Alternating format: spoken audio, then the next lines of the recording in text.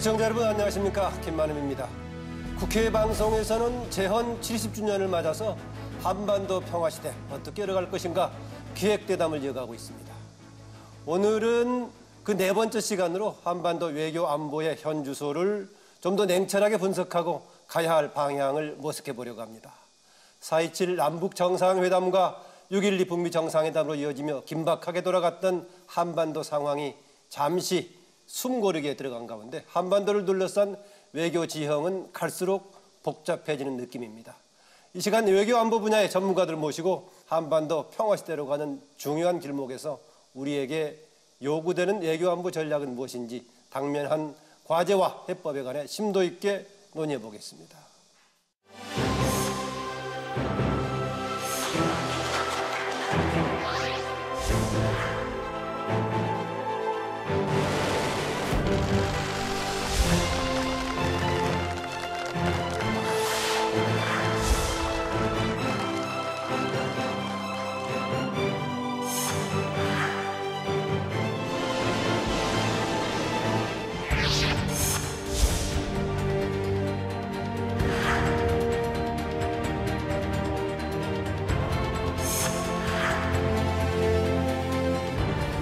이번 회의는 한반도의 완전한 비핵화와 항구적 평화 정착이라는 목표를 향한 우리의 주도적이고 핵심적인 노력에 대한 미국, 일본, 중국, 러시아 등 주요국과 아세안 회원국들의 단합된 지지를 보다 굳건히 하는 유용한 계기가 되었다고 생각합니다.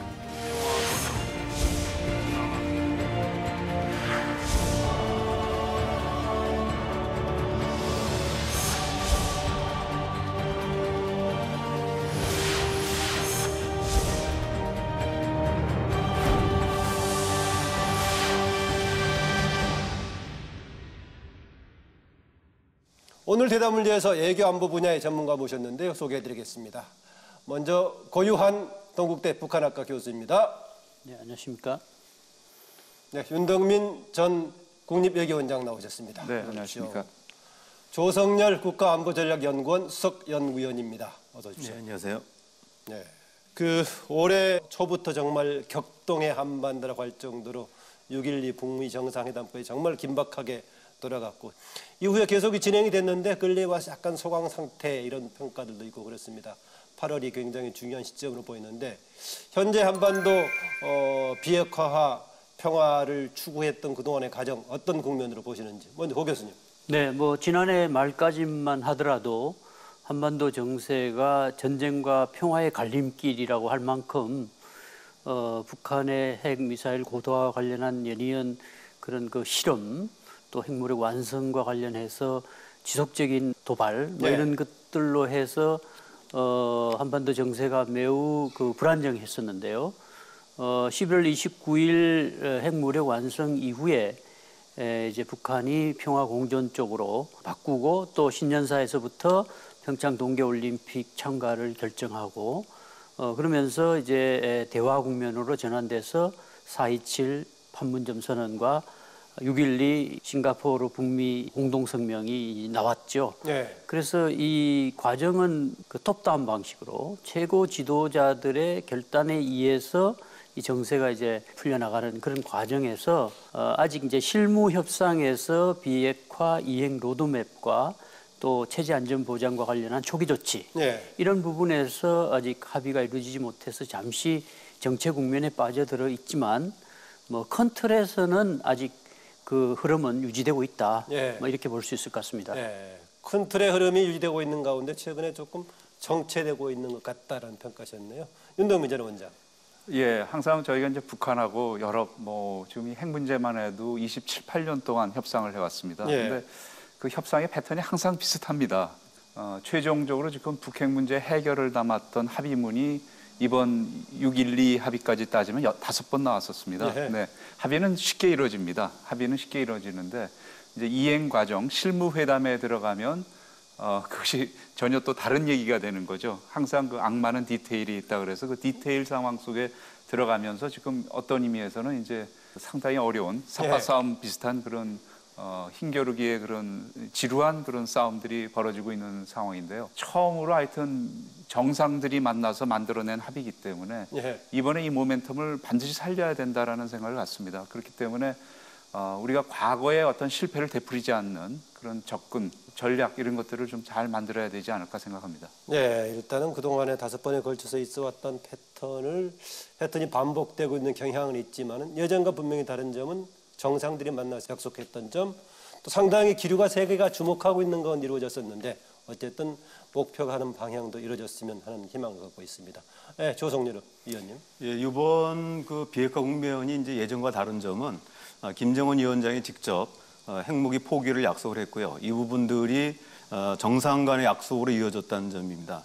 그리고 좀 여러 가지 이제 어려움을 겪고 있는 건 사실입니다. 특히 정상회담에도 불구하고 실무자들은 이제 자기의 어떤 입장을 견지해야 되기 때문에 어떤 원칙적인 어떤 충돌이 있는 건 사실인데 최근에 보여줬듯이 그 미군 유해 송환 과정에서 김정은 위원장의 천사가 전달됐고요.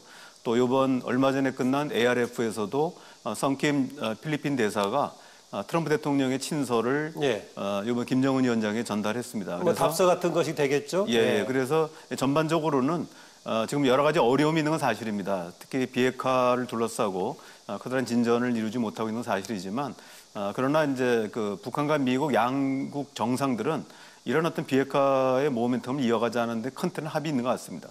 따라서 우리가 지금 실무적으로 비핵화 로드맵 문제라든지 종전선언 문제가 남아 있습니다만은 이런 부분들이 뭐 비관을 넘어서 어느 정도 해결이 모색되고 있는 과정이라고 생각을 합니다.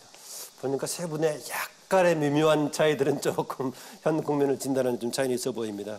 조성렬 의원께서 조금 전에 ARF 말씀하셨는데요. 그 종료하면서 지난주에 있었던 아시안 지역 안보 포럼이죠. ARF에서 최종적으로 의장 성명을 채택을 했습니다. 북한 한반도의 완전한 비핵화 이행을 촉구하는 내용이 있었는데 그런데 중간에 좀 계획하고 예정했던 남북 또 북미 남북미 간의 공식적인 외교장관 회담이 불발이 됐어요. 그럼에도 불구하고 강경화 우리 장관 상당히 리용호 외상에 대해서 긍정적인 아주 평가를 해줬고 또 비공식적이지만은 종전선언 관련 문제 협의를 했다라고 보시는데 기대도 있었고 여러 가지 있겠습니다만은 ARF 회의 어떻게 평가하십니까? 예, 이번 ARF 회의는 당초 그 초안에서는 이 CBID가 들어갔다가 네. 최종적으로는 이제 완전한 비핵화의 표현으로 이제 다시 말하면 남북 정상회담과 북미 정상회담 합의 수준에서 돌아왔고요.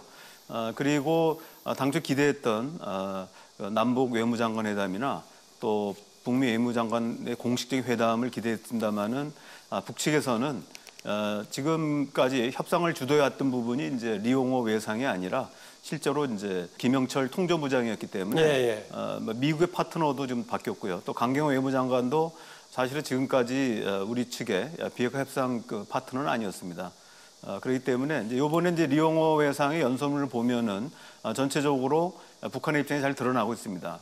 그러나 이 부분들이 리용호 입장에서 보면은 이게 이제 우리 강경호 외무장관이라든지 아니면 폼페오랑 공식 회담을 하기에는 좀 부담이 있었던 것 같습니다. 예. 그렇기 때문에 이제 이 부분들에 대해서 자기 어떤 북한의 이제 정해진 입장에 대해서 그대로 밝힌 뭐 이런 정도 선에 그치지 않는 생각합니다. 예, 저도 조 박사님 말씀에 동의를 하는데 그 사실은 이 핵 문제는 지금 통일 전선부, 통전부가 이제 김영철이 하고 있기 때문에 북한 외무성이 나서서 미국과의 협상 또는 한국과의 협상을 할 수가 없을 거고요. 또 하나 제가 갖고 있는 개인담을 말씀드리면 저희가 이제 국립외교원이 외교부 산하의 기관이기 때문에 북한에 비슷한 평화군축연구소랑 회의를 하기 위한 정기 회의를 모색해 왔었습니다. 그런데 그것이 이루어지지 않는데 이유인즉슨 북한은 남한을 상대로 하는 기구는 통일전선부지 외교부가 아니라는 얘기입니다. 그렇기 때문에 저희가 ARF에서 너무 큰 기대를 한 것이 아닌가. 아마 그런 대화의 채널이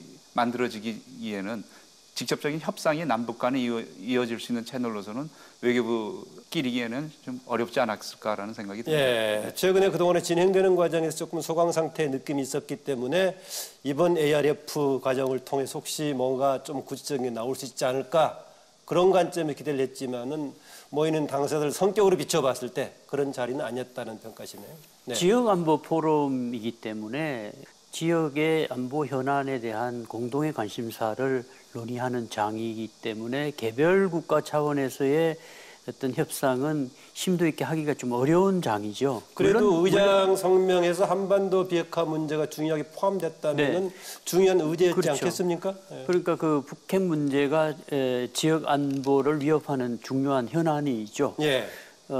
그렇기 때문에 그 의제로 다룰 수밖에 없는 사항이긴 한데요. 그 어떤 주제를 갖고 양자 협상을 통해서 합의를 도출하는 데는 시간적으로나 장소의 의미가 있기 때문에 그렇게 심도 있게 나가긴 좀 어려울 것이다라는 그런 생각을 해볼 수 있을 것 같은데요. 다만 이제 북한도 과거에도 보면 남북 관계 현안은 외교 당국자들끼리 얘기하지 않는 것이 거의 관례화되어 있습니다. 그 이유는 국가 대 국가 관계로 인식되는 문제가 있기 때문에 그렇다고 저는 봅니다. 그 잠정적 특수관계라는 틀 속에서 이제 남북 관계를 다뤄오기 때문에 외교장관들은 이제 국가를 대표하는 그런 이제 해당 부분의 책임적인 그런 관료들이기 때문에 가급적이면 이제 그런 문제에서 국제사회에서 남과 북이 국가 대 국가로서 어떤 대결하거나 뭐 갈등하는 모습을 이제 보여주는 것에 대해서는 약간 부담을 느끼는 것 같은데요. 그럼에도 불구하고 북미 간에도 이루어지지 않았다는 점은 좀 관심 있게 봐야 되겠죠. 그 부분은 지난번 본페이오 국무장관이 평양을 방문했을 때 그 선 비핵화 요구에 대해서 북한이 일방적이고 강도적 요구라고 아주 불만을 표시한 바가 있어서 아마 거기에 대한 불만의 표시로 아직은 양자 접촉을 하기에는 이르다. 그래서 그 불만의 표시를 이제 하고 있는 것 같고, 다만 이제 곧 이어서 실무 접촉이라든가 워킹그룹 회의라든가 뭐 이런 부분들은 곧 진행될 가능성이 높다고 하겠습니다.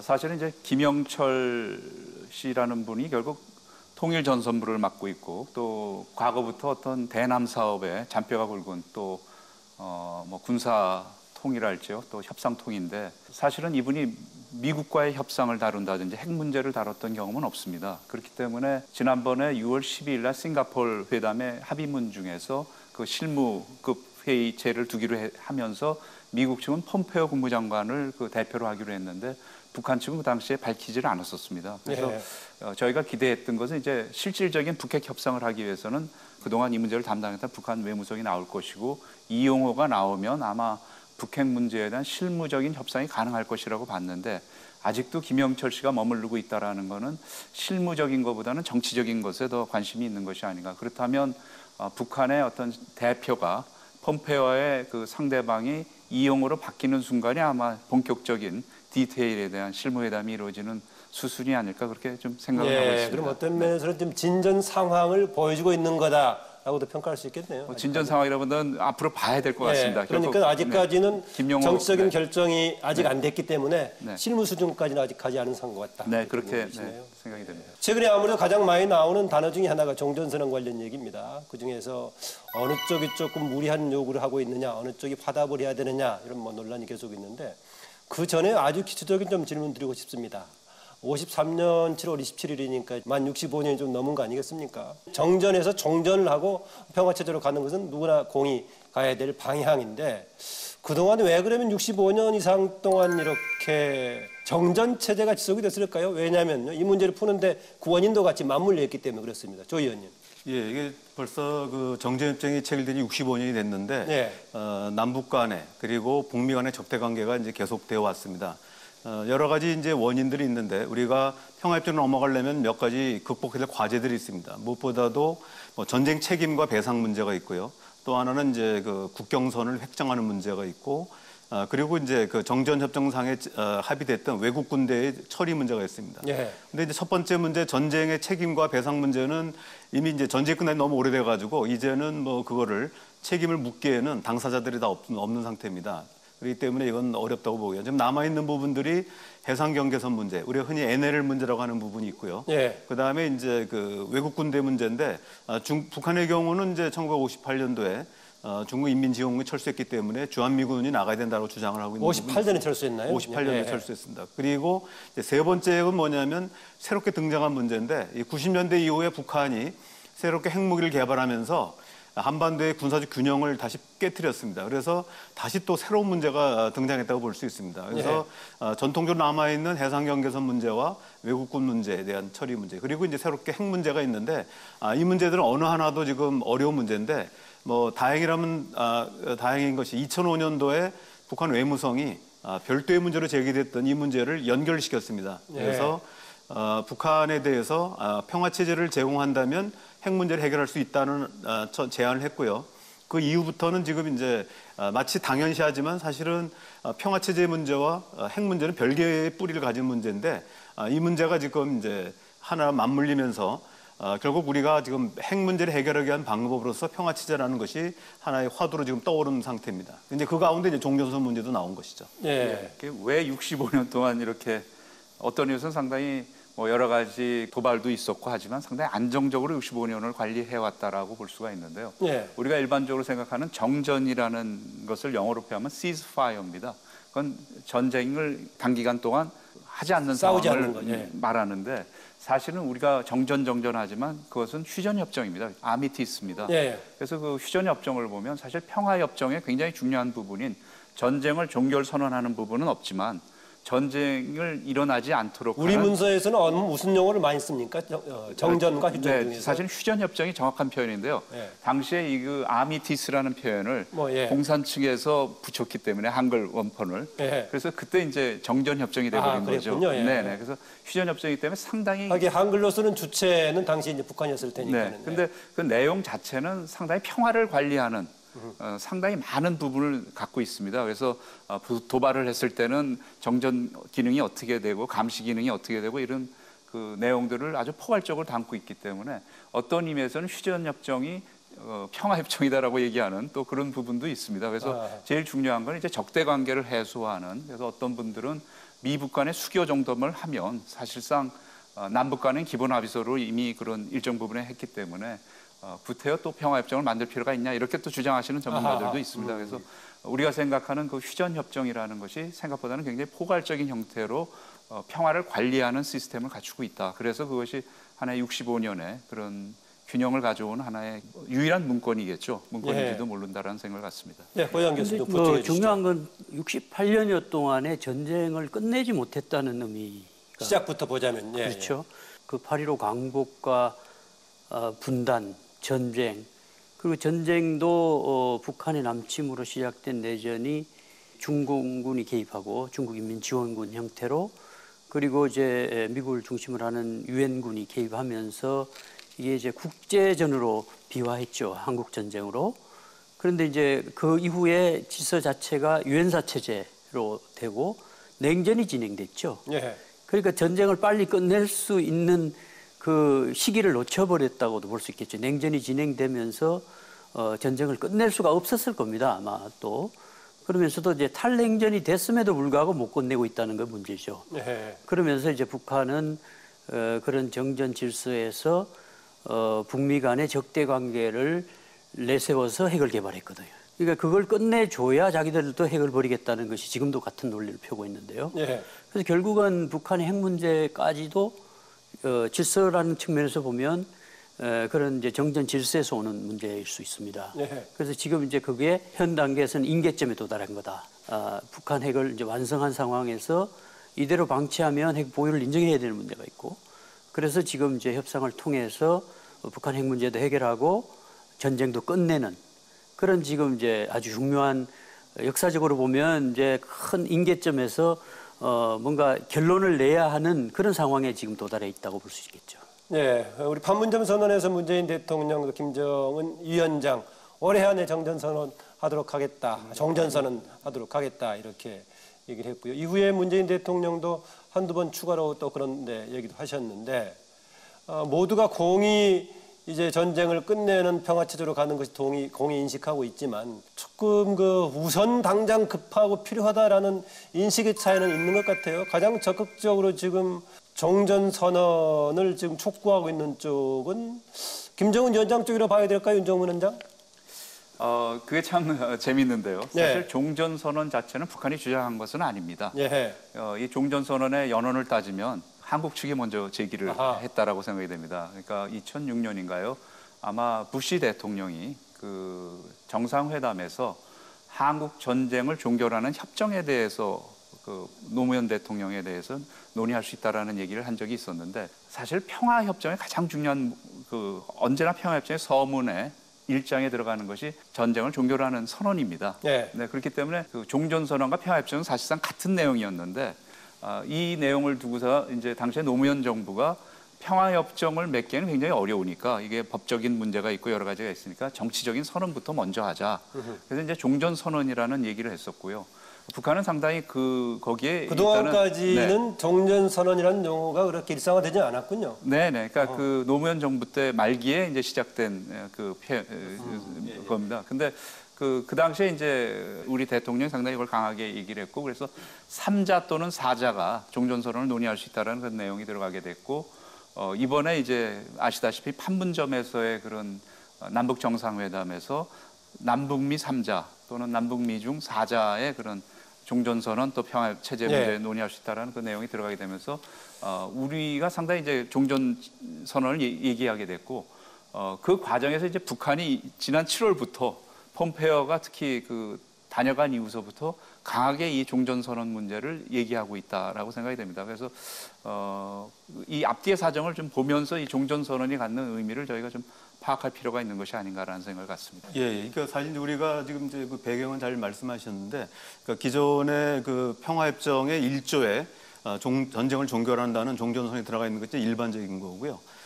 다만 이제 옛날 이스라엘하고 이집트 간의 전쟁 당시에는 먼저 종전을 하고 6개월 뒤에 평화협정을 한 사례도 있고요. 네. 또 지금 소련하고 옛 소련하고 일본 간에는 1956년도에 10개 공동선을 발표했는데 아직 북방 영토 문제 해결이 되지 않아가지고 먼저 전쟁 종결과 관계 정상을 해놓고 아직도 평화 조약이 안 돼 있습니다. 그래서 지금 일본 외교의 남은 과제 중에 하나가 러시아의 평화 조약인데 네. 우리가 이제 이런 뭐 약간의 이제 차이는 있습니다만은 이제 우리 정부는 이제 2단계로 방금 이제 윤 원장님 얘기하신 것처럼 일단 북한이 비핵화의 폐기 단계에 들어가는데 굉장히 망설이고 있는 상태에서 동력을 제공하기 위해서 우리가 이제 종전선언을 하나의 정책 선언을 먼저 제공하고 네. 그걸 비핵화가 완료하는 시점에 평화협정을 체결하는 이런 이제 2단계 구상을 네, 이제 바로 우리가 이제 그 지점입니다. 바로 지금 예. 현재 당장 이제 맞물려 있는 문제인데 지금 단계에서 그렇기 때문에 풍계리 핵실험장을 포함해서 북한에 상당히 가시적인 조치를 했지 않느냐 유해 지금 송환까지 한 시점이기 때문에 종전선언으로 미국을 중심으로 화답을 해줘야 된다는 북한 측의 입장과 또 한편에 미국의 주로 강경론자들 중심으로 그런 얘기도 나오고 있습니다만은 유해 송환 등은 지금 비핵화하고 직접 관련된 문제가 아니다. 뭔가 더 적극적인 자세가 필요하다. 이런 상반된 입장. 어떤 쪽의 입장이 조금 설득력 있다고 보십니까? 그러니까 지금 제가 볼 때는 이제 종전선언을 바라보는 북한과 미국의 약간 입장 차이가 있는 것 같습니다. 북한은 뭐 며칠 전에 ARF 연설문에서도 리용호 여사가 얘기했듯이 첫 번째 조치를 신뢰 구축이라고 보고 두 번째 조치를 이제 관계 개선과 평화 체제와 비핵화를 동시 행동해야 된다 이런 요구를 하고 있습니다. 예. 반면에 이제 미국의 경우는 뭐 신뢰 구축을 반대하는 건 아니지만 종전 선언의 의미가 일단 비핵화의 문을 여는 초기 조치라고 이해하고 있습니다. 조 의원은 어떻게 보십니까? 저도 마찬가지로 보고 있습니다. 왜냐하면 북한이 지금 풍계리 문제 같은 경우는 사실은 언제라도 되돌이킬 수 있는 가역적인 조치라고 볼 수, 시간은 좀 걸리겠지만, 예. 그리고 이제 그 유해 발굴 문제는 북미 정상회담 합의했던 4가지 중에서 별개의 문제입니다. 사실 그렇기 때문에 이거를 종전선언과 연기시킬 수는 없고요. 다만 이제 신뢰 구축을 이제 기여하는 측면이 있다고 봅니다. 그래서 저는 이제 이 부분에 있어서는 북한이 뭔가 조금 더 조치가 필요하다라고 보시군요. 비핵화에 대한 좀 긍정적인 조치가 필요하다. 그래야만 불가역적인 요소가 좀 들어가 있는 것. 예, 그렇습니다. 지금 미국 우려하는 거는 종전선언은 일단 비록 정책 선언이지만 종전선언하게 되면은 그 이후에 되돌리기가 어렵거든요. 예. 그래서 선언이긴 하지만 의미가 비가역적 요소가 있기 때문에 북한도 좀 더 비가역적 조치에 대한 이런 그 비핵화 요소가 들어가야 된다고 생각합니다. 네, 고유한 교수님. 그 종전선언이 나오게 된 것은 이게 전쟁이 너무 오래 지속되면서 바로 평화협정으로 가기 어려운 구조에서 우선 전쟁을 끝내는 정치선언을 하자는 것이죠. 예. 그런데 지금 이제 종전선언은 비핵화와 체제 안전 보장과 관계되는 문제로 자리매김이 되어 있습니다. 그 얘기는 북한도 이제 비핵화를 하겠다고 했고 거기에 따르는 이제 이행 로드맵을 만들게 될 것입니다. 그러면 이제 미국도 거기에 상응하는 체제 안전 보장의 이행 로드맵을 만들게 되겠죠. 예. 그래서 그 두 가지를 북한은 균형 있게 단계적 동시적 이행을 하자 이런 얘기를 하고 있습니다. 그런데 이번에 이제 실무 협상을 하는 과정에서 미국이 다시 선이행을 요구했던 것이죠. 그러니까 지금까지는 자세히 보시면 선행동 조치의 선순환, 그러니까 합의 없이 먼저 북한이 핵미사일 실험 중단 조치도 했고 풍계리 핵실험장 폐기 조치도 했어요. 그리고 또 미국도 6.12 그 북미 정상회담 때 한미 군사연습 잠정 중단 조치라는 걸 했습니다. 네. 그건 합의에 의한 게 아니라 먼저 이제 신뢰를 쌓기 위해서 선순환하는 차원을 했고, 그런데 이제 실무 협상에서는 이것에 대한 이행 로드맵을 만드는 절차가 필요하고, 거기에 초기 조치로서의 비핵화 초기 조치와 안전보장의 초기 조치로서 종전선언이 교환돼야 되는데 네. 북한은 그걸 기대했는데 폼페이오 장관이 와서 종전선언에 대한 얘기는 하지 않고 신고 얘기를 먼저 꺼내니까 이것은 일방적이고 강도적 요구라고 하면서 이제 내밀었죠. 네. 그래서 그 부분에서는 제가 볼 때 판문점 선언과 북미 공동성명을 만들고도 한국과 미국이 이해하는 것과 북한의 의도가 차이가 있는 것 같아요. 북한은 당연히 이제 그 나열은 돼 있지만 균형적으로 동시 행동으로 가는 걸 염두에 두고 합의를 했는데 한국과 미국은 각각의 합의로 이해하고 북한의 신뢰를 쌓기 위한 선 행동 조치가 있어야 된다. 네. 그러면서 지금 이제 잠시 갈등이 생긴 것이고. 애초에 서로 이해하는 바가 달랐다. 네, 그럼 그렇다고. 고영 교수께서는 만약에 중재한다거나 했을 때는 어느 쪽에 좀 행동을 좀 권유를 하고 싶습니까? 그러니까 지금은 선행동 선순환이 이루어졌기 때문에 네.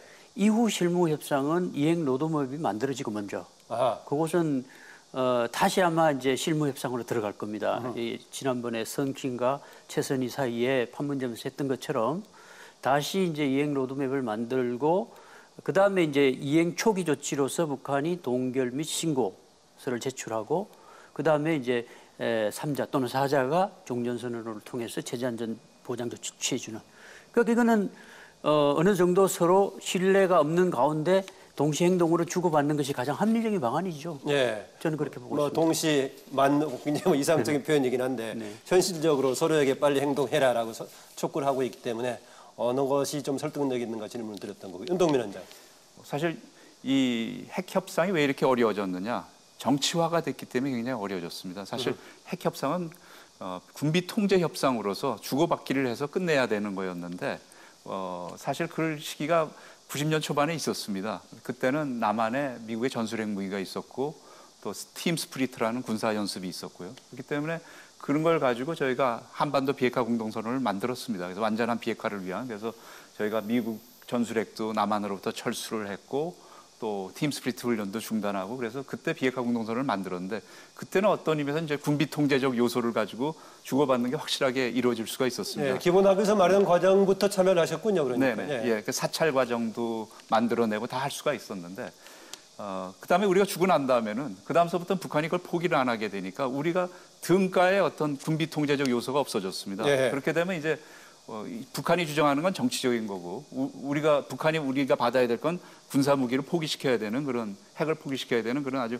구체적인 사안입니다. 근데 이런 것들이 등가가 만들어내기 굉장히 어려운데 지금 이 단계에서 우리가 북한이 요구하는 상황 속에서 해줄 수 있는 가장 중요한 카드가 저는 평화협정 문제라고 생각을 합니다. 그러니까 북한이 주장하는 미국이 적대를 하고 있기 때문에 평화가 없기 때문에 핵을 개발한다는 논리이기 때문에 가장 중요한 우리의 카드는 이제 평화협정 카드인데요.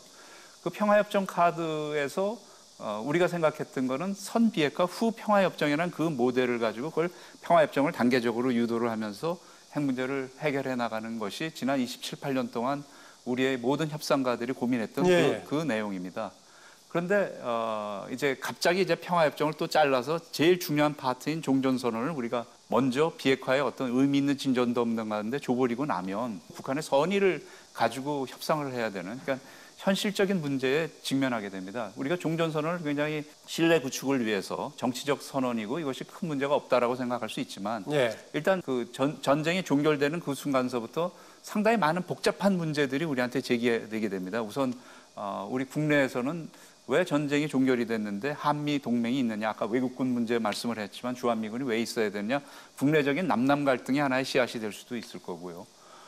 그다음에 또 이것이 원인이 돼서 NLL 문제에서부터 지금 모든 어떤 그런 시스템에 대한 문제점들이 분물 터듯이 제기될 수 있기 때문에 예. 저희가 바라는 건 이건 굉장히 비핵화의 의미 있는 진영과 연계되면서 최종적으로 평화협정이 만들어지고 핵 문제가 해결되는 그런 것을 꿈꿔왔기 때문에 27~28년 동안 저희가 이 협상 과정을 해왔는데 갑자기 이것을 의미 있는 진정 없이 종전선언을 먼저 신뢰 구축을 해서 주고 난 다음에는 그다음에 정말 북한의 선의에 우리가 이걸 맡겨야 되는 그런 상황이 오지 않을까. 그래서 뭔가 저는, 추가적인 네. 비핵화 가시적인 조치가 지금 종전 선언을 하는 지금 고리고 과제다 그렇게 보시군요. 네, 그래서 뭐 저는 제일 중요한 게 여태까지 한 번도 한 적이 없는데 제일 중요한 게 비핵화의 첫 번째 관문은 신고입니다. 그러니까 자기가 뭘 갖고 있는지에 대해서 정확하게 신고를 해줘야지 이 사람이 비핵화 의지가 있는지를 알고 또 북한에 신고한 내용을 보면 저희가 대충 정보를 갖고 있기 때문에 예. 이 친구들이 정말 비핵화할 의지가 있느냐라고 생각을 하는데 아쉬운 건 제가 27~28년 동안 이 문제를 해왔는데 한 번도 북한이 자신의 그런 제대로 된 신고를 한 적이 없다라는 거죠. 27~28년 동안에 네. 해결을 못했지 않습니까? 그리고 하려고 하면 할수록 고도화되는 역설이 형성됐거든요. 어떤 이유든. 그러니까 지금은 이제 새로운 관점에서 이걸 풀어보자는 의미가 포함되어 있다고 볼 수 있습니다. 그러니까 종전선언을 준다는 것은 북한을 그 비핵화를 촉진하는 요인으로서 주는 거지 우려하시는 것처럼 그런 뭐 혼란을 초래하기 위해서 종전선언을 한다는 뜻은 아니거든요. 그러니까 그런 정도의 문제들은 우리가 풀어나가야 되지 그런 게 두려워서 지금 하지 않고 계속 과거에 했던 방식대로 간다면 북한은 아마도 그 비핵화를 더 이상 진전시키지 않을 거라는 거죠. 그래서 지금은 조금 이제 그런 그 패러다임 전환에 따르는 우려와 혼란이 있을 수 있지만 그러나 새로운 질서를 만드는 과정에서의 진통은 겪고 넘어가야 할 저도 진통으로. 그 말씀에 네. 동의를 하는데요. 그 하나의 전제는 패러다임의 전제는 제대로 된 제재와 제대로 된 당근이 같이 동시에 맞물려 가야지 이 문제를 해결할 수 있는데 문제는 북한의 선의만 믿고 있어서는 안 된다라는 점이죠. 그래서 우리가 종전선언이든 평화체제든 그 문제를 제기하면서 동시에 제재도 가동되는 이 두 바퀴가 잘 굴러가야지 핵 문제가 해결되지 북한이 원한다 그래서 우리가 선의만 가지고 접근을 해서는 안 된다라는 제가 볼 때 쪽으로 그런 면에서는 접근입니다. 뭐 윤 원장이 걱정 안 하셔도 될 것 같습니다. 왜냐하면은 지금 우리 얼마 전에 강경화 외무장관이 그 미국 방문했을 때도 그랬고 정의용 실장과 볼턴 그 안보보좌관 합의에서도 그 현재 진행되고 있는 대북 제재 공조를 유지하는 걸로 돼 있습니다. 그 문제는 큰 문제가 없고요. 저도 뭐 기본적으로는 북한이 어떤 그 의미 있는 비핵화를 진전시키기 전까지는 대북 제재 공조가 유지된다고 보는 입장이고요. 네. 또 중요한 부분은 이제 이 종전 선언에 대해서 약간 이제 오해 소지가 있는데 이제 종전 선언도 이제 그 수위가 좀 있습니다. 그러니까 우리가 옛날에 그 캠프 데이비드 어코드처럼 약간 이제 의정서 형태의 좀 그 세부적인 내용을 담는 이런 어떤 이제 그 종전 선언의 의미가 있고 또 하나 지금 현재 우리 대통령이 생각하시는 것처럼 하나의 정책 선언으로 그러니까 우리가 판문점 선언에서는 더 이상 전쟁은 없다 그래서 현재와 미래의 전쟁은 부정했지만 과거의 전쟁은 여전히 이제 그 의미 있게 남아 있기 때문에 이 부분도 정치적으로 없애자는 부분인데 이 부분은 사실 아까 고현 교수님 얘기하신 것처럼 그냥 준다는 것이 아니라 북한의 비핵화의 첫 조치와 교환돼야 된다는 생각을 합니다. 그래서 네. 그 부분은 그럼 비핵화의 첫 조치가 뭐냐? 결국은 신고 문제입니다. 그래서 지금 신고가 완료돼야 종전선언을 한다기보다는 일단은 신고에 지금 가장 쟁점이 되는 것은 이제 대상과 범위입니다. 과거처럼 핵 프로그램에 대한 신고만으로 국한할 것인지 네. 아니면 핵탄두나 ICBM까지 포함할 것인지 이 문제가 지금 쟁점이 되고 있기 때문에 저는 뭐 이번에 김정은 위원장이 비핵화를 결단했을 때는 결국은 이제 핵 문제, 핵무기도 포함시켜야 된다고 생각을 하고요. 네. 여기서 이제 그 의미 있는 신고의 범위만 확정된다면 저는 이제 종전선언이 가능하지 않을까 생각합니다. 예, 지금 뭐 이제 비핵화하고 종전선언 상호 관계를 얘기했었는데 그 이전에 지금 비핵화하고 직접적인 관계는 북한에 대한 제재 문제였어요. 조금 전에 조 의원이 지적했다시피 비핵화 조치 이전까지는 제재는 유지한다라는 것이 이제 기본적인 얘기는 반복해서 나오고 있는데요. 그런데 우리 강경화 장관도 그런 표현을 했습니다. 지금 직접적으로 교류 협력을 추진하고 있는 우리의 입장에서 봤을 때 남북 협력, 남북 관계의 신뢰 구축 과정에서 필요한 부분은 조금 예외로 해줄 필요가 있지 않냐라는 우리 정부에서 그런 말을 뭐 제안도 나오고 하는 것 같은데 그 입장에 대해서는 어떻게 보십니까? 관철이 또 가능하다고 보십니까? 네, 그 예외적 조치라는 것은 그 유엔 안보리 제재에서도 뭐 그 제재 압박 효과를 떨어뜨릴 만한 그런 일이 아니고 예를 들면 이제 남북 사이에 통신선 연결할 때 예. 거기 필요한 자재, 또 연락사무소 개설과 관련한 뭐 시설 개보수, 또 이산가족 상봉을 위한 그 금강산 면회소 개보수와 관련된 그런데 이번에 뭐 스포츠 장비 반입까지도 보냈단 말이죠. 지금 그런 부분까지 있는데 또 남북 사이에는 핵과 관계없이 과거의 천안함 이런 문제로 오이사 조치 같은 예. 게 있습니다. 그래서 그런 부분에서는 그 제재 결의에 위반되지 않는 범위에 있는 내용들까지도 남북 사이에서는 전면 그런 교류 차단이라든가 또 제주 해협 통과 금지라든가 이런 그 요소들이 있습니다. 오이사 조치 관련된 금강산 문제라든가 이런 것은 유엔 제재하고 맞물려 있는 거 아닌가요? 금강산 관광 사업과 개성공단 사업은 이른바 벌크 캐시와 관련 있어서 그 현금 지급과 관련한 제재에 일정 부분 위반되는 부분이 있을 겁니다. 예. 그러나 이제 예를 들어서 북한 선박이 이쪽 동해에서 서해로 갈 경우에 과거에는 이제 제주 해협을 통과할 수 있었는데 예. 지금은 그 오이사 조치에 의해서 그 밖으로 제주도 밖으로 길게 우회해서 가야 되면서 많은 비용과 시간을 보내야 된다라든가 예. 그래서 그런 부분 예를 들어서 남북 사이에 소모적으로 그 갈등 시기에 있었던 그런 제재 그 제재 결의에 위반되지 않는 범위 내에서도 그보다도 더 초월하는 남북 사이 독자 제재라는 부분도 있을 수 있는 것이거든요. 그러니까 그런 정도에서 서로 이제 화해 협력이 진전되는 데 따라서 조금 완화하거나 하는 부분이 있을 수 있겠는데 거기하고 관련돼 가지고 유엔 제재에 해당되는 부분에 예외를 요구하는 것이 필요하다는 주장은 그거는 이제 부분적으로 아까 말씀드린 그 아주 제한적인 범위니. 예, 알겠습니다. 예, 윤 원장님. 사실 작년 전까지의 결의안들은 북한의 핵무기 활동과 관련된 제재들이었습니다. 그러니까 그렇게 민생에 대한 또는 북한 실경제에 영향을 별로 미치질 않는 아프지 않는 제재였죠. 그렇기 때문에 북한으로서는 핵을 포기할 만한 동인이 없었는데 작년에 북한이 그 수소폭탄 실험 또 ICBM 실험을 하고 난 다음에 만들어진 제재결의안은 이제 민생을 건드리고 실제 그러니까 지난해 후반에서부터 이제 본격적인 경제 제재가 그렇죠. 경제 제재가 들어갔다라고 봐야 되겠군요. 그것이 김정은 위원장으로 하여금 뭐 회담장으로 나오게 했던 하나의 동인이었다라고 얘기하는 분들도 있습니다. 결국은 북한이 핵을 포기하지 않으면 전략적인 손실이다라는 그 구조가 있어야지만 핵을 포기할 수가 있는데 사실 우리가 남북 관계 굉장히 중요하죠. 또 그래서 일정 부분 우리는 우리 민족에 그런 게 있기 때문에 예외적으로 우리를 좀 인정해달라고 얘기를 하고 싶지만 이것이 예외가 많다 보면 형해화가 됩니다. 제재 자체가. 그리고 가장 당사자인 이 핵 문제의 당사자인 한국이 이렇게 많은 예외를 요구하게 될 경우에 다른 나라들 중국, 뭐 러시아, 일본 이런 나라들의 예외적 조치에 대해서도 우리가 뭐라고 얘기하지 못하게 된다는 거죠. 그래서 예외적인 조치에 있어서는 우리가 상당 부분 좀 엄격할 필요가 있다. 그다음에 최근에 제가 굉장히 우려하는 것은 저희가 국제제재를 너무 쉽게 생각하고 있다. 그래서 그럼 강경화 장관이 요청했던 인식하고는 윤 원장님하고 좀 견해 차이가 있나요? 예, 지금 저희가 아마 정부도 굉장히 곤혹스러운 상황에 있다라고 생각이 되는데 지금 뭐 일부 언론에서도 보도되고 있습니다만 북한의 그런 석탄들이 우리 제철소에 들어갔고 국민 기업이라고 굉장히 일컬어지는 그런 기업들이 그것을 북한산 석탄을 수입하는데 물론 뭐 중간에 여러 가지 중개 과정이 있었겠지만 하여간 대규모의 그런 북한 석탄들이 우리 발전소나 이런 데서 활용되고 있다라는 그런 것들이 지금 국제적인 지적을 받고 있습니다. 유엔의 제재의 그 틀을 벗어난 행동을 했고요. 근데 우리가 이걸 쉽게 생각하는데 국제 제재를 했을 때는 엄격하게 유엔의 제재를 위반했을 때는 또 미국 같은 경우는 세컨더리 보이콧이 있습니다.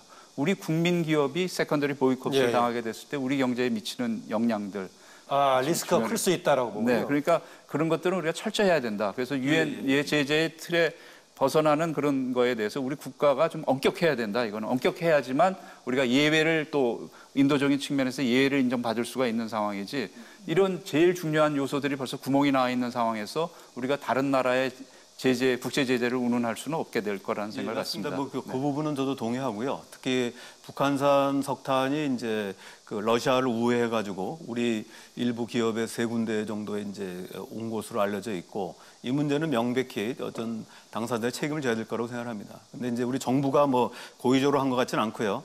우리가 이제 중요한 부분은 우리가 이제 북한에 대한 어떤 그 여러 가지 조치들 중에서 저희가 제재를 뭐 완화하거나 면제 조치하는 게 맞는 건 아니라고 생각합니다. 하지만 지난번 평창 동계올림픽의 경우처럼 실제로 사실은 지금과 같은 대화와 어떤 비핵화 국면을 끌어낸 것은 북한이 평창 동계올림픽에 참여하면서부터 시작이 됐는데요. 이 당시에도 우리 정부가 미 국무부에 협조 요청을 해서 6개 항목에 관해서 면제, 그러니까 예외 조치를 받아냈거든요. 그러니까 다시 말하면 이게 뭐 예외 조치가 맞는 건 아니지만 거꾸로 꼭 필요할 때 이거를 쓰지 못할 경우는 오히려 비핵화 상황이 더 어려워질 수 있다. 그래서 저는 중요하다고 보고 또 미국이 이제 현재 그 강하게 지금 쥐고 있는 것이 대북 제재 및 정책 강화법이라고 하는 게 있는데 2016년 2월 달에 발효가 됐는데요. 여기 보면은 명확히 예외가 있습니다. 뭐냐면 미국 국가안보에 이익이 될 경우는 예외로 둘 수 있다.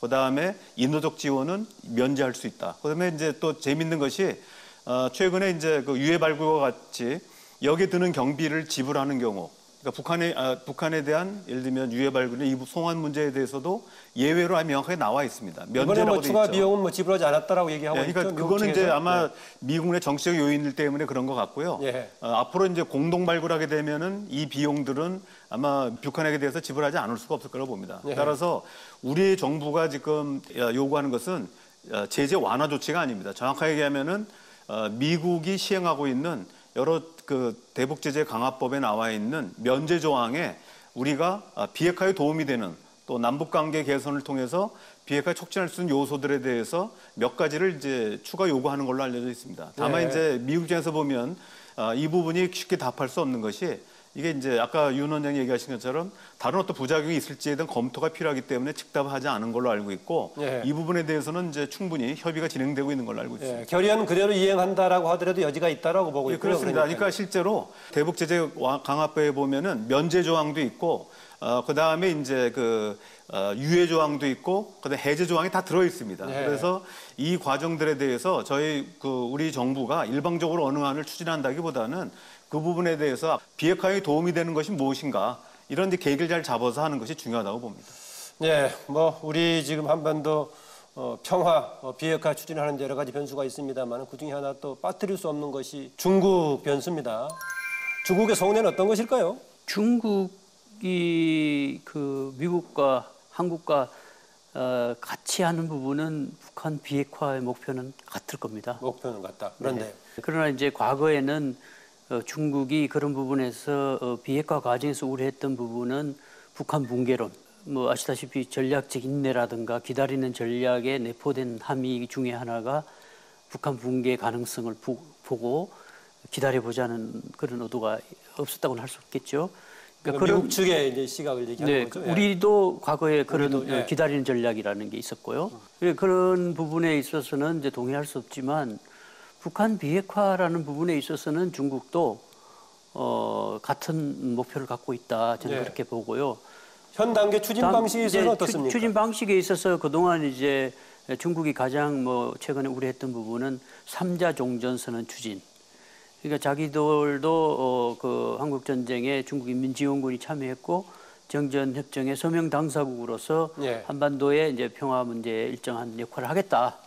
그런 입장을 견지했는데 초기에는 대체로 3자 종전선언을 추진했던 건 사실이죠. 예. 왜냐하면 이제 행위자 수가 늘어나면 늘어날수록 시간도 늘어지고 그 효율성도 떨어질 수 있으니까 이제 초기에는 빠른 시간 내에 남북미가 이 종전선언을 하겠다는 취지로 추진했었는데요. 지금은 중국이 거기에 참여하기를 희망한다고 한다면 굳이 배제할 이유는 없다. 예.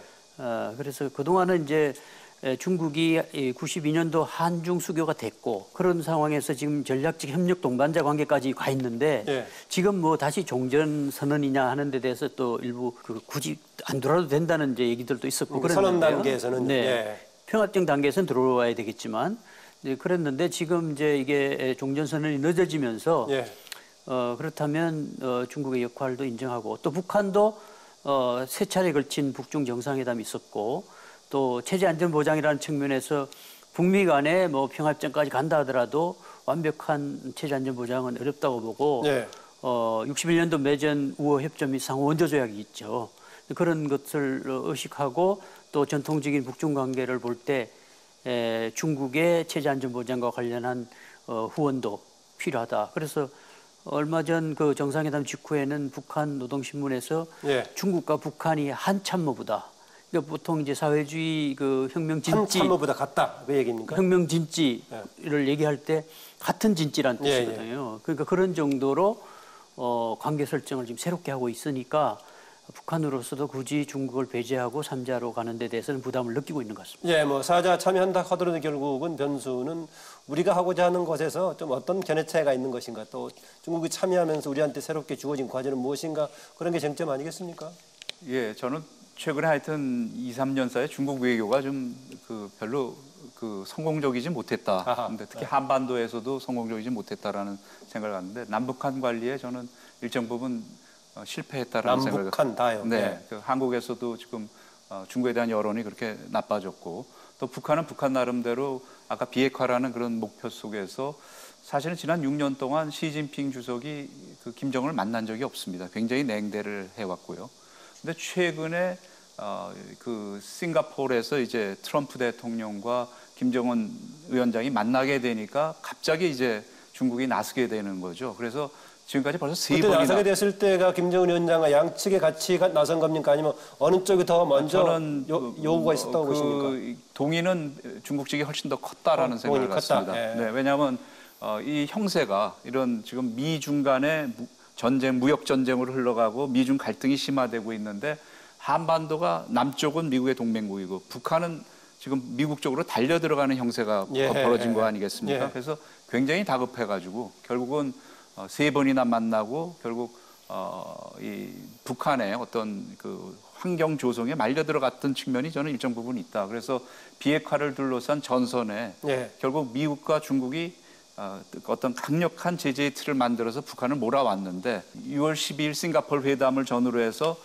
중국은 이것이 자신의 이익에 맞지 않는다, 미국의 이익만 중요하다라는 그런 트랩 속에 지금 들어가게 된 것이 아니겠는가. 그래서 예. 결국은 세 번이나 만나게 됐고, 그래서 저는 북한 외교가 참. 그러면 중국 개입은 네. 결국은 그 싱가포르에서 나왔던 공동 발표문에 조속한 이행에는 좀 도움이 안 되겠네요. 아닙니다. 그 중국의 입장에서는 지금 아마 큰 틀에서 볼 겁니다. 대미 관계 속에서 한반도 문제를 보는 경향이 있고, 그래서 비핵화 그 자체보다는 어떤 한반도에 있어서의 영향력을 많이 생각을 할 겁니다. 그렇기 때문에 이 회담 속에서 북한이 미국의 영역 속에 들어가는, 그래서 북한도 상당히 머리를 많이 썼습니다. 구태여 종전선언이라는 것을 평화협정의 당사자가 중국도 들어가는데 사자가 아니라 구태여 삼자라 그러고, 그것도 남북미라는 표현을 썼다란 말이죠. 그래서 거기에 굉장히 아마 중국이 자극을 받게 되고, 그것이 세 번이나 지금 김정은 위원장을 만나게 되고, 그 결과 지금 어떤 비핵화를 위한 국제전선에 흐트러지는 모양새가 됐다. 그래서 뭐 트럼프가 왕왕 지금 트위터 속에서 노동신문은 뭐 북중미라고 쓰기도 했더군요, 보니까 당시에. 그 트럼프를 가지고 지금 중국 탓을 많이 하는 그런 하나의 원인을 제공하게 되지 않았나. 근데 이제 중국의 입장에서는 그럼에도 불구하고 쌍중단을 많이 얘기해 왔습니다. 쌍중단과 그러니까 비핵화 평화 체제를 교환한다라는 중국의 입장이기 때문에 일정 부분 지금 북한은 아마 그것을 가지고 중국에 접근을 하고 있다라는 생각을 갖습니다. 그래서 앞으로 이 게임이 어떻게 될지. 근데 북한은 항상 그 과거의 중소 대결 속에, 분쟁 속에서 이 줄다리기 외교의 달인들입니다. 그래서 아마 이 미중 대결을 자신들로서는 시진핑과 트럼프가 싸우면 싸울수록 승자는 김정은이 될 수도 있다라고 착각할지도 모르겠다라는 생각이 같습니다. 조 의원님. 예, 이거 사실 이번 이제 세 차례 걸친 북중 정상회담 과정을 보면은 첫 번째 경우 보면 이제 3월 이제 26일 날 개최됐는데요. 3월 19일 날 이제 개최가 발표돼가지고 합의돼가지고 19일 날 됐는데, 북한이 3월 17일 날 시진핑 2기 출범 당시에 보면 이제 친서를 보면은 공개된 이제 그 입장을 보면은 우호라든지 친서는 단어 한 마디도 안 씁니다. 그때까지만 해도 굉장히 냉랭하다는 걸 알 수 있고요. 나중에 여러 이제 그 소식통에서 얘기를 보면은 북한의 어떤 그 남북 정상회담, 북미 정상 합의에 대한 강한 불만을 표시했다고 하고요. 여기에 대해서 이제 북한이 전격적으로 방중을 결정했다 이렇게 나와 있습니다. 그리고 5월 6일, 7일 그리고 이제 그 북미 정상회담 이후에 다시 한번 만났는데 이 과정에서 이제 방금 말씀하셨던 이런 종전선언의 개념이 좀 바뀌기 시작합니다. 6월 10일 센토사 북미 정상회담 때까지만 해도 북한이 사실은 그 종전선언에 대한 논의가 있었지만 그 센토사 정상회담에서 북한이 굉장히 소극적이었다고 하고요. 네. 종전선언 문제에 대해서. 그리고 지난번 이제 7월 그 5일, 6일, 6일, 7일이죠. 6일, 7일 폼페이오 국무장관이 평양에 방문했을 때 사실 아까 고현 교수님은 이제 북한이 그냥 신고 얘기만 했다고 하죠. 사실 그것이 아니라 북한이 지금까지 하지 않았던 갑자기 이제 중국이 포함된 4자 종전선언을 얘기를 해가지고 북한 입장, 미국 입장에서는 갑자기 지금까지 3자로 논의해 왔었기 때문에 쉽게 받을 수가 없었다는 얘기가 있고요. 예. 이런 부분들은 결국은 이제 저는 이제 두 가지 의미가 있습니다. 이 중국이 한반도 이 냉전 구조가 해체되는 과정에 초기부터 들어오려고 하는 의지가 하나 있고 또 하나는 이제 북한이 이걸 정확하게 읽고 계속 그 이후 과정을 보면은 북한이 우리가 과도하다고 할 정도로 계속 중국에 달라붙거든요. 이런 걸 보면은 중국의 힘을 또 활용하려고 하는 부분. 특히 예. 지금 이제 미국과 중국 간에 무역 마찰로 그 대전쟁을 지금 예고하고 있는 상태에서 북한이 어떤 중국의 힘을 적절하게 이용을 해서 자신들이 어떤 대미 협상력을 높이려고 하는 이런 의도가 있는 것 같습니다. 그래서 예. 저는 이제 중국 변수가 사실은 이제 그 남북 정상회담과 북미 정상이 결정된 직후부터 가장 우려했던 게 이제 중국 변수였습니다. 그러니까 중국이 처음부터 적절하게 관리하지 못하면은 사실 판을 깰 수도 있고 또 지금까지 그 북한을 비핵화로 끌어왔던 것처럼 도움이 될 수도 있거든요. 예. 그래서 어떻게 하면 중국 변수를 판이 깨는 방향이 아니라 도움으로 이끌어낼 것인가 하는 부분이 가장 중요한 우리의 외교적 과제라고 생각합니다. 어쨌든 간에 이제 게임의 주체 수가 늘어나면 구도가 좀 복잡해지는 건 분명하지 않겠습니까? 그동안에는 주로 이제 비핵화하고 평화체제 양면성만 가지고 얘기를 했었는데 중국이 같이 고려된다면 당연히 동북아 질서 문제도 같이 되니까 같이 봐야겠고요. 윤 원장님, 네. 그동안에 우리 이제 한반도 비핵화 문제 풀어가는데 트럼프 대통령의 좀 특이한 리더십이 오히려 도움이 됐다라는 평가들도 굉장히 많습니다만은 또 경우에 따라서는 반대로 트럼프 대통령의 그런 여러 가지 특이한 리더십이 네. 이후에 오히려 리스크로 작용하는 거 아니냐 이런 해석도 있는데 그건 어떻게 보십니까? 네, 그게 좀 염려는 됩니다. 염려를 되는데 그 사실은 이제 중간 선거가 11월 달에 있습니다. 예. 그래서 11월 달 선거까지의 과정이 굉장히 중요하다라고 생각하고 그때까지 판이 깨지기는 쉽지 않을 거다. 트럼프로서는 중간 선거가 있기 때문에 이 판을 깨고 자기가 실패했다는 걸 인정하기에는 굉장히 어려운 상황이기 때문에 그렇기 때문에 이 과정 속에서 북한의 역할도 굉장히 중요하다고 생각을 합니다. 그래서 미국 조야에서 지금 상당히 그 많은 불만들이 이제 제기되고 있는데 비핵화가 이루어지지 않는 거에 대해서 그래서 북한이 기본적으로 하여튼 그 판을 깨지 않도록 하는 선행 조치들, 비핵화의 조치들이 좀 중간 선거 전에 나와야 되고 아마도 지금 2차 정상회담, 그러니까 9월 달에 유엔에서의 그런 김정은의 참여와 또 2차 정상회담으로 이어지는 그런 걸 통해서 또 일부 또 비핵화에 관한 선행 조치들을 만들어내면서 11월 중간 선거에서 어떤 분위기 조성을 할 필요가 미국으로서는 좀 트럼프 대통령은 있을 거라는 생각을 갖습니다. 그런데 그런 것이 저는 좀 우려가 되는 것이 그 이후에 중간 선거의 어떤 결과 여하에 따라서는 트럼프가 어떻게 11월 이후에요. 네네 대통령의 그 입장이 어떻게 될지에 대해서는 주의해야 되고 그렇기 위해서는 전 북한이 비핵화의 진정성을 보이는 조치들 특히 신고 로드맵 이런 것들이 마련됨으로써 이것이 궤도에 탔다라는 인상을 미 조야에 주는 것이 굉장히 중요하지 않을까. 예, 저도 100% 동의합니다. 지금 사실 제가 우려하는 부분은 미 중간 선거 전까지 11월 6일인데요. 그 이전까지는 뭐 큰 파탄 나지 않고 좀 유지될 거라고 보는데 예. 그때까지 비핵화에 의미 있는 진전이 되지 않으면 이 선거 결과에 따라서 크게 변화가 있을 거라고 봅니다. 특히 이제 지금까지는 미 상하 양원이 공화당이 이제 다수당으로 돼 있는데 이 부분이 이제 진행될 경우 그리고 어느 정도 로드맵이 마련된다면 북한이 요구하는 체제 안전 보장이라든지 제재 완화에 관한 여러 가지 조치들이 가능한 조건이 됩니다. 하지만 만약에 이제 민주당이 뭐 하원에서 역전한다든지 또 상원은 뭐 역전 가능성이 높지 않다고 봅니다만은 하원의 만약에 역전이 될 경우는 트럼프 대통령에 대한 탄핵이 본격화될 수 있고 이럴 경우는 이제 트럼프 대통령으로서는 상당히 어떤 북핵 문제를 해결할 수 있는 동력을 잃어버릴 가능성도 있습니다. 그래서 그 이전에 좀 바람직하다면은 9월경에 이제 뭐 유엔을 계기로 해서 3자 내지 4자 정상들이 만나고 그 이후에 종전선언은 물론이고 북한의 비핵화에 대한 로드맵과 또 하나의 어떤 이제 그 신고 문제, 그리고 이제 거기에 상응하는 미국의 어떤 법적 제도적인 어떤 그 제재 완화 내지는 체제 보장 문제에 대한 약속이죠, 물론.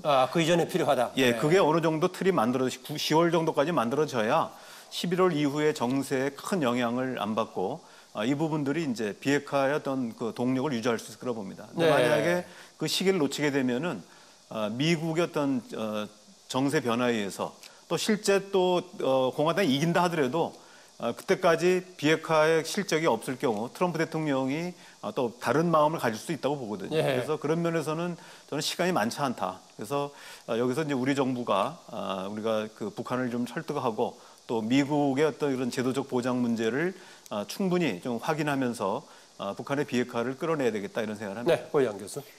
그러니까 이번 과정은 최고 지도자들이 나서서 진행하는 협상이고 또 어느 한 나라가 주도하는 협상이 아닙니다. 사실은 이게 이제 결합돼서 문재인 이니셔티브, 문재인 프로세스가 이제 김정은 위원장과 판문점에서 결합되고 또 이제 센토사에서 트럼프가 결합되고 만약에 이제 사자 종전선언이 되면 시진핑까지 결합되는 이 문, 김, 트, 시 뭐 이런 식으로 연결되는 프로세스로 연결되면서 이 만들어 나가는 과정이라고 볼 수 있습니다. 지금도 이제 미중 간의 패권 경쟁이 벌어지는 과정에서 또 변수로 작동할 수 있는 부분도 있고 또 미국 국내 정치가 작용하는 변수도 있고 근데 이제 다행스러운 것은 이들의 임기가 지금은 다 초중반이다. 과거에는 또 정권 교체라는 변수가 있었는데 그 변수는 지금은 적죠. 그래서 지금 이제 최고 지도자들이 나서서 뭔가 일을 만들고 있고 그 지도자들의 임기들이 비교적 많이 남아 있기 때문에 이번에는 반드시 성공하는 프로세스로 갈 가능성이 높다. 그리고 이제 시작 자체도 두 가지 임기점을 시작한 것이거든요. 북핵 임계점. 이거 더 이상 지금 해결하지 않으면 핵 보유를 인정해야 하는 국면이고 북한 내부적으로도 이제 3대에 걸친 수령 체제가 한계에 도달했다고도 볼 수 있습니다. 그래서 경제 문제를 해결하지 않으면 리더십을 발휘하기 어려운 조건에서 시작했기 때문에 아마도 이번의 경우는 과거와는 좀 다른 국면이다. 그래서 김정은 위원장도 친서에 독특한 방식이라는 표현을 썼어요.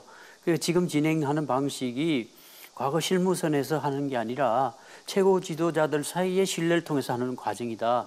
그래서 친서를 계속 교환하는 것도 이 신뢰가 깨지지 않기 위한 이건 모멘텀을 유지하는 의미가 있거든요. 그래서 이게 이제 조심스럽게 잘 만들어 나가면 성공할 수도 있겠다는 생각이 듭니다. 여러 가지 구조적으로 또 진행하는 방식이 예전과 다르게 성공 가능성이 크다라고 봤었는데 또 두 분께서는 어쨌든 11월 중간선거 이후가 상당히 부담스러운 그렇기 때문에 오히려 이전 과정에 뭔가 확실히 해두는 여러 가지 조치가 필요하다 말씀해 주셨습니다. 지금 트럼프 대통령이 아무리 그 대통령으로 직위가 있다 하더라도 미 의회가 만드는 입법의 제한을 받습니다. 그래서 트럼프 대통령의 행정명령에는 뭐 어느 정도 융통성을 가질 수 있지만 이런 입법 조치들에 대한 제한이 있기 때문에 어느 정도 의회를 설득할 수 있는 북한의 어떤 진전된 조치가 필요하다고 생각하는 것입니다. 그 중간에 이런저런 얘기 나올 때마다 제한된 시간이어서 제가 뭐 자르고 진행했습니다만 그럼에도 불구하고 또 시간이 다 된 것 같습니다. 좀 마쳐야 할 것 같은데요. 세 분께서 짧게 특별하게 또 강조해주고 싶은 말 있으면 그걸 넣어서 좀 마무리 발언 부탁합니다. 조성렬 의원 먼저 하실래요? 지금 우리가 이제 판문점 선언이 채택된 이후에 지금 북미 관계로 인해서 남북 관계가 어느 정도 이제 좀 속도 제한을 받을 위험성도 있습니다. 그렇기 때문에 지금 적어도 북미 관계의 어떤 모멘텀을 지속하기 위해서도 남북 관계의 제도화가 필요하다고 봅니다. 그런 면에서 지금 이제 국회에서 판문점 선언을 동의를 하고 또 앞으로 추가되는 남북 관계 합의가 있다면 이런 부분들이 법적인 그 뒷받침을 통해서 남북 관계가 지속될 수 있는 이런 환경이 마련돼야 된다고 생각합니다. 네, 윤동민 원장. 사실 북한 핵 문제는 우리 국민 5천만의 안위와 관련된 문제입니다. 생명에 직결된 문제고 사실 미국은 당장 ICBM을 개발을 중단시키고 핵물질이나 핵무기를 이전하는 걸 막으면 시간을 벌 수가 있습니다. 그런데 우리는 이미 북한의 중단거리 미사일 1000발 이상이 우리 한반도 전역을 겨냥하고 있고 60발에 달하는 각종 핵탄두가 이미 배치가 돼 있고 매년 한 10개, 12개 이상의 핵탄두 미사일을 만들어내는 인프라도 있습니다. 이런 문제를 해결을 해야지만 우리 국민의 안전이 지켜질 수가 있는데 지금 나오는 얘기들은 우리의 안전과는 좀 동떨어진 얘기가 아니겠는가. 그래서 대한민국 국민을 우선하는, 그러니까 이 문제에 있어서 우리가 미국과 북한 사이의 중재자가 아니라 최고의 당사자다라는 입장을 갖고 좀 당당하게 비핵화 문제에 대해서 좀 우리 안전, 국민의 안전을 위협하는 문제에 대해서 직시하면서 좀 그 문제 해결을 나섰으면 좋겠습니다. 네, 세계 평화를 기본 틀로 하지만 코리아 퍼스트가 필요하다. 이런 얘기 같네요. 오희영 교수. 네, 뭐 지금은 임계점에서 물러설 수 없는 협상을 하고 있고 반드시 성공해야 하는 협상인 것 같고 또 이 협상이 성공하게 되는 과정은 역시 이제 기존의 패러다임에서 새로운 패러다임으로 바뀌는 과정인 것 같습니다. 네. 결국 그 과정에서는 이제 또 기존의 패러다임을 고수하는 쪽에서 보면 굉장히 우려스럽게 보일 수도 있을 것 같은데요. 그러나 새로운 이제 패러다임을 열어야 될 임계점이다.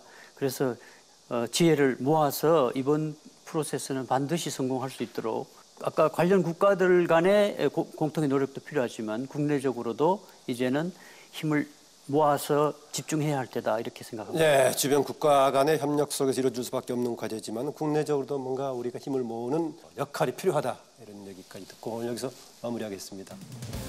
예, 북미 협상이 지금 소강 국면을 맞는 지금 또 한 번의 돌파구가 필요해 보이는 것 같습니다. 우리의 외교 역량을 총 집중해서 해법을 좀 마련해서요. 이렇게 좀 잘 나가길 바라면서 한반도 평화 시대 어떻게 이뤄갈 것인가 오늘 이 시간 여기서 마무리하겠습니다. 시청자 여러분 안녕히 계십시오. 수고하셨습니다.